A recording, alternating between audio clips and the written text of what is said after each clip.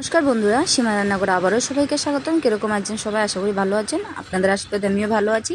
দেখুন, এখানে আমি ছোট ছোট চিংড়ি মাছ নিয়েছি। চিংড়ি মাছটি আগে ভালো করে ধুয়ে নিয়েছি, দেন আমি মিক্সার গ্রেটারে গ্রেড করে নিয়েছি। দেখুন, এখানে চালের গুঁড়ো, হলুদ, লবণ আর শুকনো লঙ্কার গুঁড়ো একটু দিয়েছি, দিয়ে ভালো করে আগে মেখে নিলাম।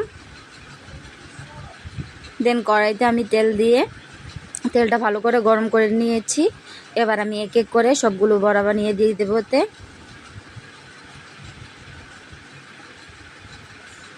আমি একদম আজকে একটা পুরনো একটা রেসিপি ট্রাই করলাম, ভাবলাম আপনাদের সাথে শেয়ার করা যাক। ভালো লাগলে অবশ্যই একটা লাইক করে দেবেন। এখানে আমি কিছুটা পরিমাণ আলু সেদ্ধ করে নিয়েছি, আলুটা ভালো করে ছিলে নিয়েছি। দেন আমি এখানে ভালো করে ভেজে নেব। বড়াগুলো নামিয়ে নিলাম। এখানে কি কি মশলা লাগবে আমি দেখিয়ে দিলাম। কড়াইতে তেল দিয়ে পেঁয়াজ কুচিগুলো দিয়ে দিলাম, দিয়ে আগে মশলাগুলো যেটা ব্লেন্ড করে রেখেছিলাম সেটা দিয়ে দেব। দেন এতে নুন হলুদ দিয়ে ভালো করে একটু কষিয়ে নেব।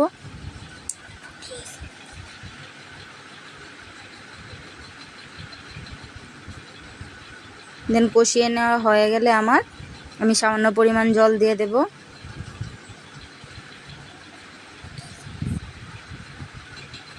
এবার আমি আলুগুলো দিয়ে দেব, দিয়ে আর একটু ভালো করে নাড়াচাড়া করে নেব। এবার আমি পরিমাণ মতো জল দিয়ে দেব, দিয়ে জলটা ফুটে গেলেই আমি বড়াগুলো দিয়ে দেব। দিয়ে নামিয়ে নিলে রেডি হয়ে গেল আমার চিংড়ি মাছের বড়ার তরকারি। কীরকম লাগছে অবশ্যই জানাতে ভুলবেন না। ভালো লাগলে একটা লাইক করে দেবেন। আপনারা সবাই ভালো থাকবেন এই আশাই করি। অসংখ্য ধন্যবাদ আমার এই ভিডিওটা দেখার জন্য, একটা লাইক করার জন্য। অসংখ্য ধন্যবাদ।